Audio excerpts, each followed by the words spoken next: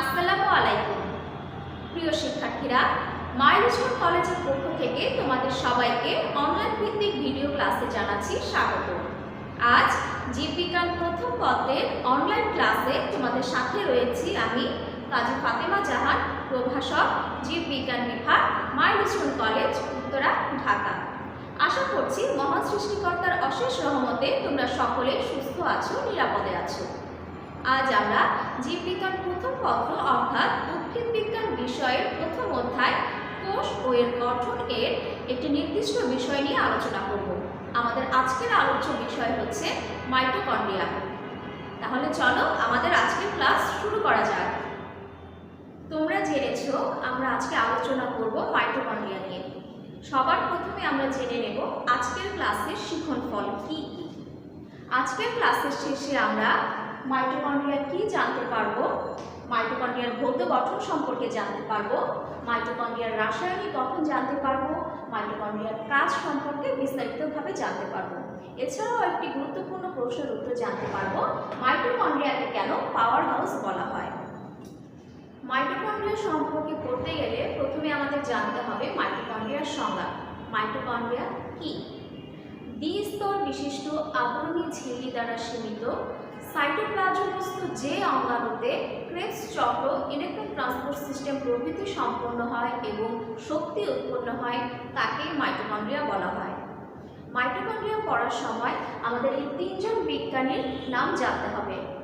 বিজ্ঞানী কনিকার 1850 সালে সর্বপ্রথম মাইটোকন্ড্রিয়া পর্যবেক্ষণ করেন বা আবিষ্কার করেন। বিজ্ঞানী অল্টম্যান 1894 সালে মাইটোকন্ড্রিয়াকে বায়োব্লাস্ট নামে অভিহিত করেন এবং পরবর্তীতে বিজ্ঞানী বেন্ডা 1898 সালে মাইটোকন্ড্রিয়াকে মাইটোকন্ড্রিয়া নামে অভিহিত করেন। অর্থাৎ বিজ্ঞানী কনিকার হচ্ছে মাইটোকন্ড্রিয়ার আবিষ্কারক এবং বিজ্ঞানী বেন্ডা হচ্ছে মাইটোকন্ড্রিয়ার নাম প্রদানকারী। এছাড়া আমরা আরেকটি জিনিস আজকে শিক্ষণফলে দেখেছিলাম যে মাইটোকন্ড্রিয়াকে কেন পাওয়ার হাউস বলা হয়। মাইটোকন্ড্রিয়ার সংজ্ঞা বলার সময় আমরা বলেছি এখানে ক্রেবস চক্র, ইলেকট্রন ট্রান্সপোর্ট সিস্টেম এই চক্রগুলো সম্পন্ন হয়।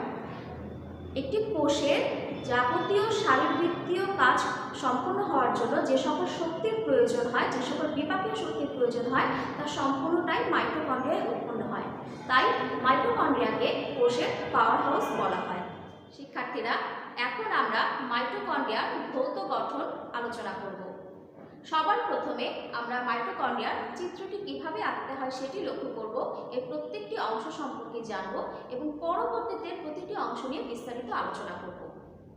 তাহলে চলো মাইটোকন্ড্রিয়ার চিত্রটি শুরু করা যাক।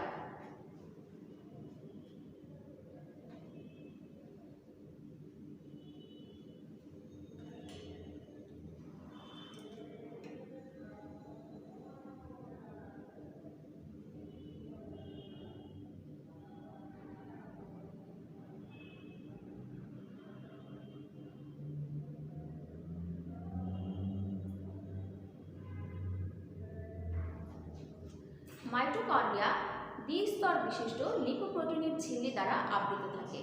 এর বাহিরের স্তরটিকে বলা হয় বহিঃপর্দা।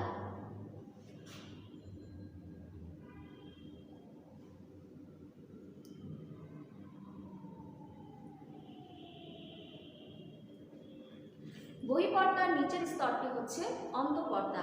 অন্তঃপর্দা ভেতরের দিকে আঙুলের মতো ভাঁজ বা অভিক্ষেপ সৃষ্টি করে। এই ভাঁজ বা অভিক্ষেপকে ক্রিস্টি বলা হয়।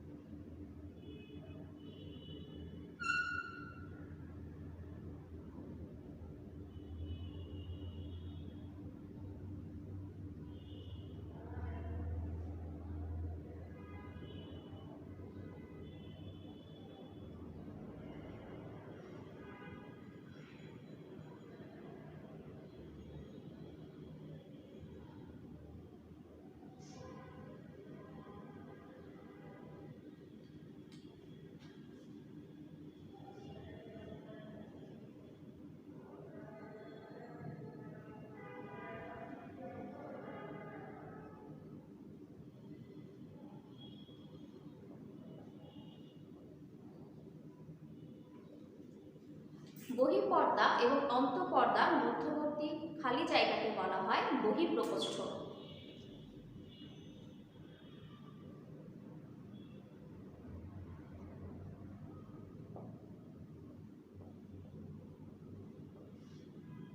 অন্তঃপর্দার অভ্যন্তরের প্রকোষ্ঠকে বলা হয় অন্তঃপ্রকোষ্ঠ।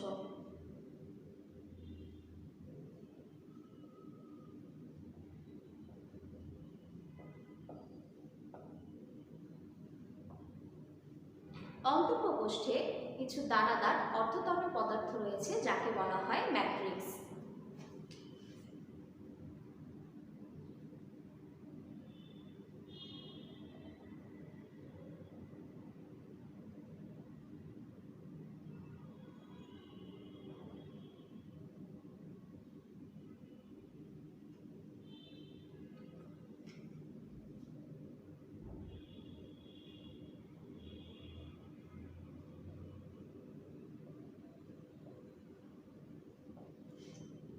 ক্রিস্টিতে স্থানে স্থানে কিছু ক্ষুদ্রাকৃতির সবৃন্দ দানা দেখা যায়।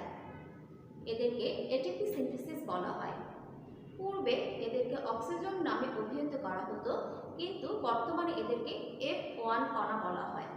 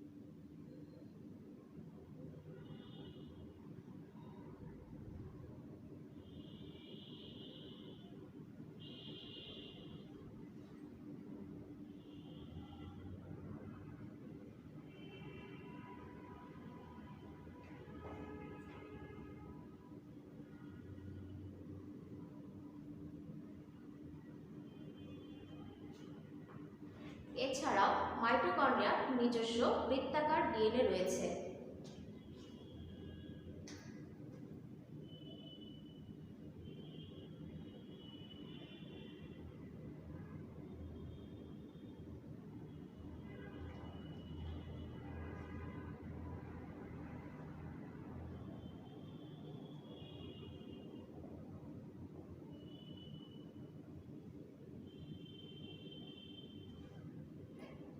মাইটোকন্ড্রিয়াতে কিছু 70S প্রকৃতির রাইবোজোম রয়েছে এবং কিছু আরএনএও রয়েছে।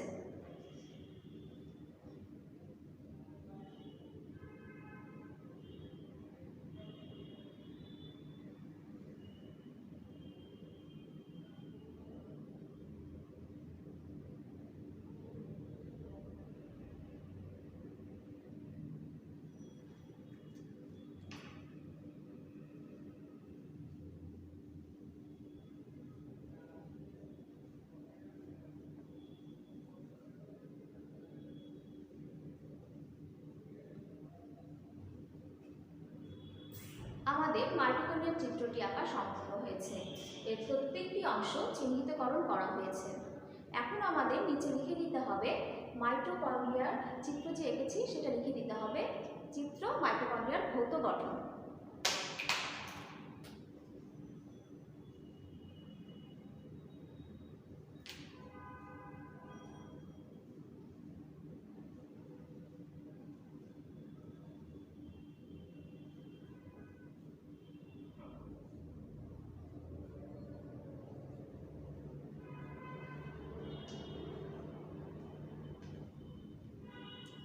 তাহলে চলো এবার আমরা প্রত্যেকটি অংশ সম্পর্কে বিস্তারিতভাবে আলোচনা করি। মাইটোকন্ড্রিয়ার ভৌত গঠনের প্রধান অংশসমূহ দেখে নেওয়া যায়। প্রথমে রয়েছে আবরণী। তোমরা জেনেছো মাইটোকন্ড্রিয়া লিপোপ্রোটিন নির্মিত দ্বি দ্বিস্তরী ঝিল্লি দ্বারা আবৃত। বাহিরের আবরণটাকে বলা হয়, বাহিরের যে স্তরটি রয়েছে সেটাকে বলা হয় বহিঃপর্দা। এই বহিঃপর্দা ভাঁজবিহীন। এখানে সক্রিয় ট্রান্সপোর্ট প্রোটিন রয়েছে। এই পর্দার কাজ হচ্ছে মূলত রক্ষণাত্মক। এই বহিঃপর্দা দিয়ে বিভিন্ন অণু এবং আয়নের চলাচল হতে পারে। এরপরে রয়েছে অন্তঃপর্দা। অন্তঃপর্দা আঙুলের মতো ভাঁজ সৃষ্টি করে, একে বলা হয় ক্রিস্টি। এরপরের অংশটি রয়েছে প্রকোষ্ঠ। প্রকোষ্ঠ হচ্ছে বহিঃপ্রকোষ্ঠ এবং অন্তঃপ্রকোষ্ঠ। বহিঃপর্দা এবং অন্তঃপর্দার মাঝে যে খালি জায়গাটি রয়েছে একে বলা হয় বহিঃপ্রকোষ্ঠ। এই স্তরের ব্যবধান হচ্ছে 6 থেকে 8 ন্যানোমিটার। এখানে বিভিন্ন কোএনজাইম সমৃদ্ধ তরল পদার্থ রয়েছে। এবং অন্তঃপ্রকোষ্ঠ হচ্ছে অন্তঃপর্দা দ্বারা আবৃত মাঝের যে খালি প্রকোষ্ঠটি রয়েছে সেটি হচ্ছে অন্তঃপ্রকোষ্ঠ। অন্তঃপ্রকোষ্ঠে কিছু দানাদার অর্ধতরল উপাদান রয়েছে যাকে বলা হয় ম্যাট্রিক্স। এর পরের অংশটি হচ্ছে এটিপি সিনথেসিস। ক্রিস্টির বিভিন্ন স্থানে কিছু স্ববৃন্ত ক্ষুদ্রাকৃতির দানা দেখা যায়, এদেরকে বলা হয় এটিপি সিনথেসিস। পূর্বে এদেরকে একত্রে অক্সিজোম বলা হতো, কিন্তু বর্তমানে এদেরকে F1 কণা বলা হয়। এই এটিপি সিনথেসিস বা অক্সিজোম কণাগুলো এটিপি সংশ্লেষণের কেন্দ্র হিসেবে কাজ করে। এখানে ইটিএস সম্পূর্ণ হয়। এরপরে রয়েছে বৃত্তাকার ডিএনএ ও রাইবোসোম। মাইটোকন্ড্রিয়ার নিজস্ব বৃত্তাকার ডিএনএ রয়েছে। এছাড়াও কিছু 70S প্রকৃতির আদি কোষীয় প্রকৃতির রাইবোসোম রয়েছে। মাইটোকন্ড্রিয়ার ভৌত গঠনে বহিঃপর্দা মূলত রক্ষণাত্মক মেমব্রেন হিসেবে কাজ করে। এটা সক্রিয় অণু বা আয়নের পরিবহনে আদান প্রদানে ভূমিকা পালন করে এবং অন্তঃপর্দা শক্তি উৎপাদনের সাথে জড়িত। তাহলে আমরা বলতে পারি মাইটোকন্ড্রিয়ার গঠনে বহিঃপর্দা এবং অন্তঃপর্দা উভয়ই গুরুত্বপূর্ণ। যদি জীবকোষে উচ্চতর জীবকোষে মাইটোকন্ড্রিয়া বিদ্যমান না থাকতো তাহলে শ্বসনের জন্য কিংবা বিভিন্ন যাবতীয় জৈবনিক কাজের জন্য যে শক্তির প্রয়োজন হয় সেই শক্তি কিন্তু উৎপন্ন হতে পারত না। তাহলে আমরা বুঝতে পারছি জীবকোষের জন্য মাইটোকন্ড্রিয়া কতটা গুরুত্বপূর্ণ। এখন আমরা জানব মাইটোকন্ড্রিয়ার রাসায়নিক গঠন সম্পর্কে। কি কি রাসায়নিক উপাদান দিয়ে মাইটোকন্ড্রিয়া গঠিত চলো দেখে নেওয়া যাক। মাইটোকন্ড্রিয়ার শুষ্ক ওজনের প্রায় 65% প্রোটিন, 29% গ্লিসারাইড সমূহ, 4% লেসিথিন ও সেফালিন এবং 2% কোলেস্টেরল। এখানে যে লিপিড রয়েছে সেই লিপিডের মধ্যে 90% হচ্ছে ফসফোলিপিড এবং বাকি 10% হচ্ছে ক্যারোটিনয়েড, ভিটামিন ই এবং কিছু অজৈব পদার্থ। তোমরা জেনেছো মাইটোকন্ড্রিয়ার ঝিল্লি লিপোপ্রোটিন সমৃদ্ধ। মাইটোকন্ড্রিয়ায় প্রায় 100 ধরনের এনজাইম, কোএনজাইম রয়েছে। এছাড়াও এতে 0.5% ডিএনএ এবং আরএনএ রয়েছে। মাইটোকন্ড্রিয়ার অন্তঃপর্দায় কার্ডিওলিপিড নামক এক ধরনের ফসফোলিপিড রয়েছে। এবার আমরা জানব মাইটোকন্ড্রিয়ার কাজ সম্পর্কে। মাইটোকন্ড্রিয়া একটি কোষের যাবতীয় জৈবনিক কাজে শক্তি উৎপাদন করে এবং নিয়ন্ত্রণ করে থাকে। প্রোটিন সংশ্লেষণ এবং শ্বসনের জন্য প্রয়োজনীয় এনজাইম, কোএনজাইম ধারণ করে। ক্রেবস চক্র, ইটিএস এই প্রক্রিয়াগুলো সম্পন্ন করে। শুক্রাণু এবং ডিম্বাণু গঠনে ভূমিকা রাখে, শুক্রাণুর চলনেও ভূমিকা রাখে। মাইটোকন্ড্রিয়া স্নেহ বিপাকে সহায়তা করে থাকে। রক্তকণিকা ও হরমোন উৎপাদনে ভূমিকা পালন করে। ক্যালসিয়াম, পটাশিয়াম প্রভৃতি আয়নের শক্তিও পরিবহনে সহায়তা করে। এছাড়াও মাইটোকন্ড্রিয়া অক্সিডেটিভ ফসফোরাইলেশনের ভূমিকা পালন করে। এর নিজস্ব ডিএনএ, আরএনএ উৎপন্ন হয় বলে এরা বংশগতিতে ভূমিকা পালন করে এবং এরা কোষের পূর্ব নির্ধারিত মৃত্যু নিয়ন্ত্রণেও সক্রিয় ভূমিকা পালন করে থাকে। শিক্ষার্থীরা, আমরা আমাদের আজকের ক্লাসের শেষ পর্যায়ে চলে এসেছি। এখন তোমাদের জন্য বাড়ির কাজ। প্রথমেই আমরা একটি উদ্দীপক লক্ষ্য করি। জীবকোষ জীবকোষে বিদ্যমান ক্ষুদ্র অঙ্গাণু যা কোষের শক্তিঘর নামে পরিচিত। এখানে বলা হয়েছে জীবকোষ অর্থাৎ উদ্ভিদ কোষ, প্রাণী কোষ উভয় কোষে বিদ্যমান ক্ষুদ্র অঙ্গাণু যা কোষের শক্তিঘর নামে পরিচিত। তোমরা আজকের ক্লাসে জেনেছো মাইটোকন্ড্রিয়াকে পাওয়ার হাউস বা শক্তিঘর বলা হয়। তাহলে তোমরা বুঝতে পারছো উদ্দীপকে মাইটোকন্ড্রিয়া সম্পর্কে বলা হয়েছে। এবার আমরা বাড়ির কাজটি দেখে নিই। মাইটোকন্ড্রিয়াকে কেন পাওয়ার হাউস বলা হয়? এই প্রশ্নটি অনুধাবনের জন্য গুরুত্বপূর্ণ একটি প্রশ্ন। আরেকটি বাড়ির কাজ রয়েছে, উদ্দীপকে উল্লেখিত অঙ্গাণুর চিহ্নিত চিত্র অঙ্কন করো।